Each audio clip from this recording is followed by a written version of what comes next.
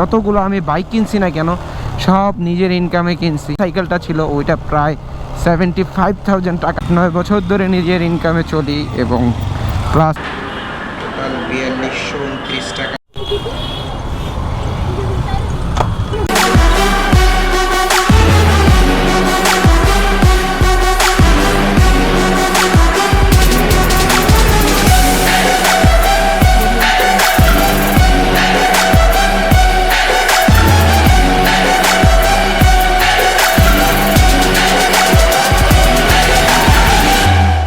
আসসালামু আলাইকুম, কী অবস্থা ভাই লোকস? আশা করি সবাই ভালো আছেন, সুস্থ আছেন।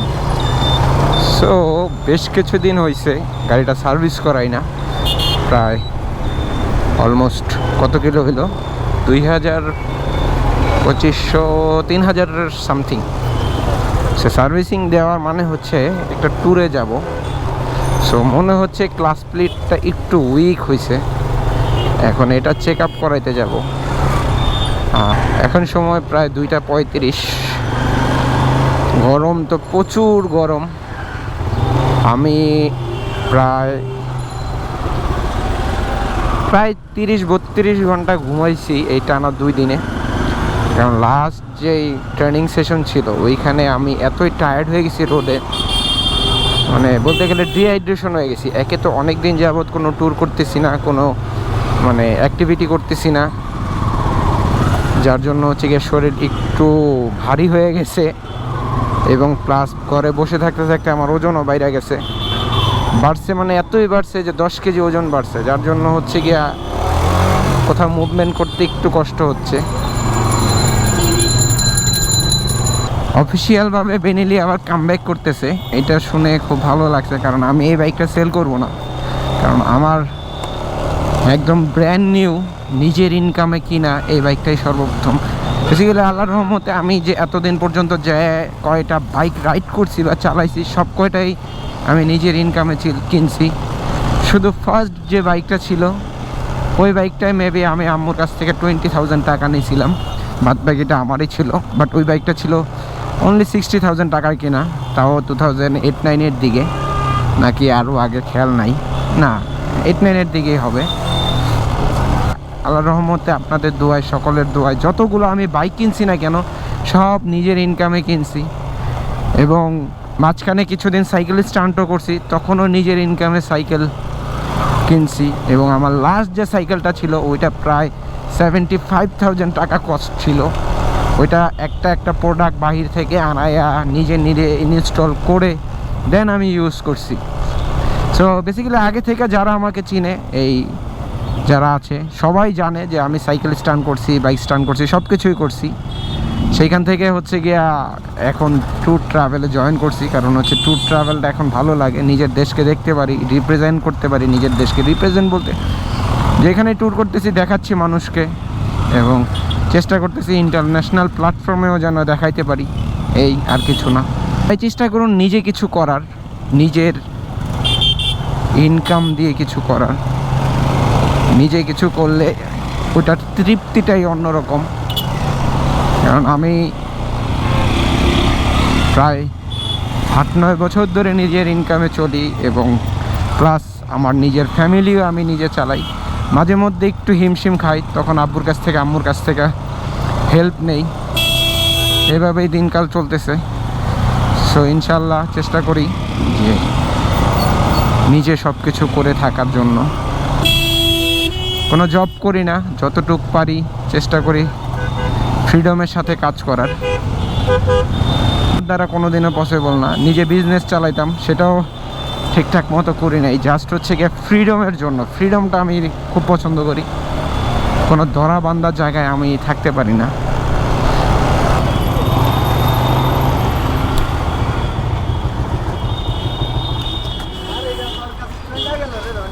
ভাই আসসালামু আলাইকুম। ওয়ালাইকুম আসসালাম।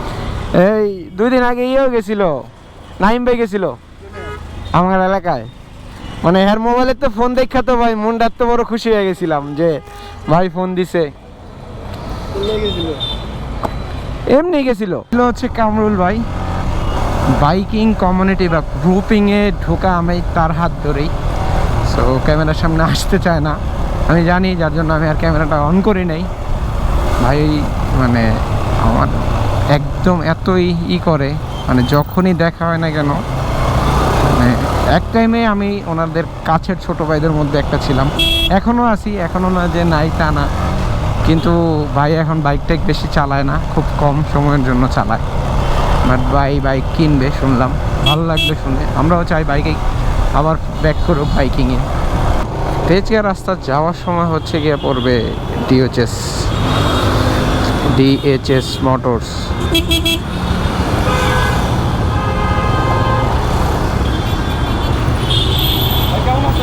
ভাই আলহামদুলিল্লাহ, ভাই ভালো আছেন?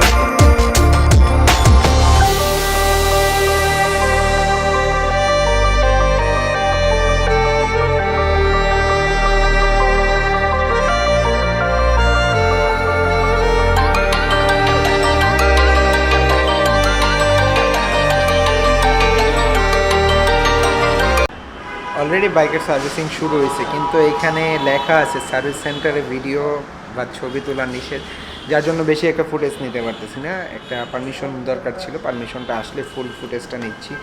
আর সেই সাথে যে পার্টসগুলো লাগতেছে আপাতত আছে, পার্টস পিছনে দেখতেছেন যে স্পায়ার পার্টস কিছু আছে। সো যে পার্টস লাগতেছে মোটামুটি এখানে আছে, চেষ্টা করছে সব কিছুই আনার। তো আমি দেখা দিচ্ছি আমার কী কী পার্টস লাগতেছে আর কী কী সার্ভিসিংটা হচ্ছে। অনেক সাধনার পর অমূল্য সম্পদ কিছু পাওয়া গেছে, এই বিশেষ করে এই জিনিসটা, এই ডিস্কটা প্রায় 20,000 কিলো থেকে খুঁজতেছিলাম যে ডিস্কটা কই পাবো। অবশেষে এখন বর্তমানে অফিসিয়াল নিয়ে আসতেছে ডিএচএস মোটরস। সো এটা বিজয় সরণিতে। সো ওইখানে আইসা সব অরিজিনাল প্রোডাক্টগুলো পাইলাম এবং মোটামুটি রিজনেবলের মধ্যেই আছে পার্টসগুলো। তো আমার যে ডিস্কটা আছে এখন ক্ষয় হয়ে গেছে, সেটা হাতে খোলা যাচ্ছিল না, যার জন্য লেদে পাঠাইছে। বাইকটা এখানে রাখা আছে, সো ওইখান থেকে আসলে আবার কন্টিনিউ করবে ডিস্কটা খোলার জন্য। খুলে নিয়ে আসলে দেন এগুলো সব ইনস্টল হবে, এই যে এয়ার ফিল্টার, তারপরে ডিস্ক, এগুলো সব ইনস্টল হবে। ইঞ্জিন অয়েল চেঞ্জ হচ্ছে। বাদবাকিটা এইবার হয়তো বা সিবিএসটা আমি ঠিক করব না, সামনের বার হয়তো সিবিএসটা এখান থেকে ঠিক করাবো। এবং এখানে যা দেখলাম যারা সার্ভিস করতেছে তারা আগে যে সার্ভিস সেন্টারটা ছিল, কিছু সার্ভিসিং ইঞ্জিনিয়ার টেকনিশিয়ান যারা আছে ওখান থেকে এখানে চলে আসছে শিফট হয়ে।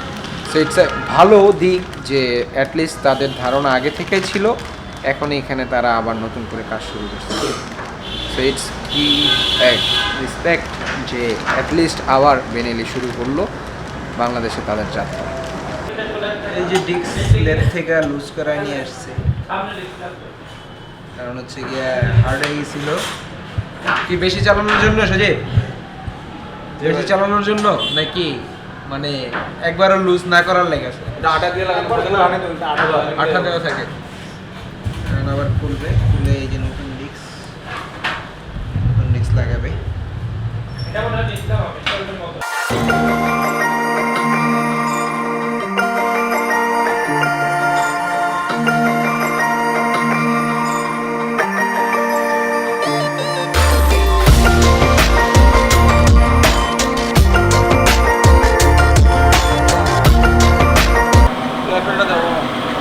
এই এয়ার ফিল্টারের বয়স হয়েছে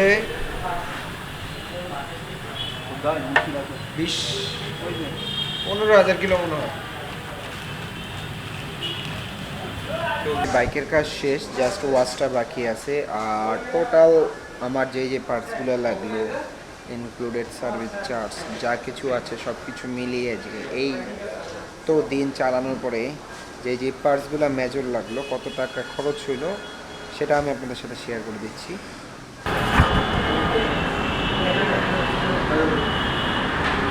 টোটাল 4229 টাকা আসছে। এর মধ্যে হেভি ডিউটি পার্টস যেটা লাগছে মানে দামি, সেটা হচ্ছে আমার ডিস্ক প্রায় 1850 টাকা।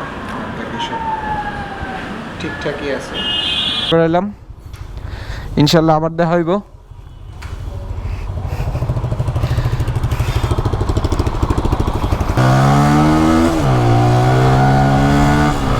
যাক আলহামদুলিল্লাহ, এখন কিছুই বলতে পারতেছি না কতটুকু কি সার্ভিসিং হয়েছে। একটু চালাবো, সব কিছু দেখবো, তারপরে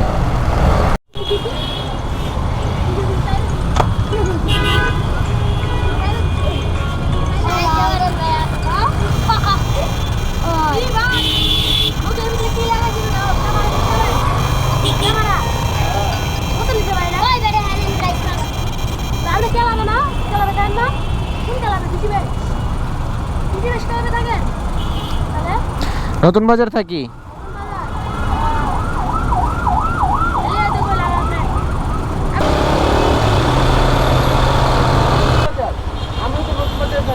কোথায়? আমার বাসা নতুন বাজারে, যে আপনার এম্বাসির যে রোডটা আছে না, ওইটার ওই রোডে।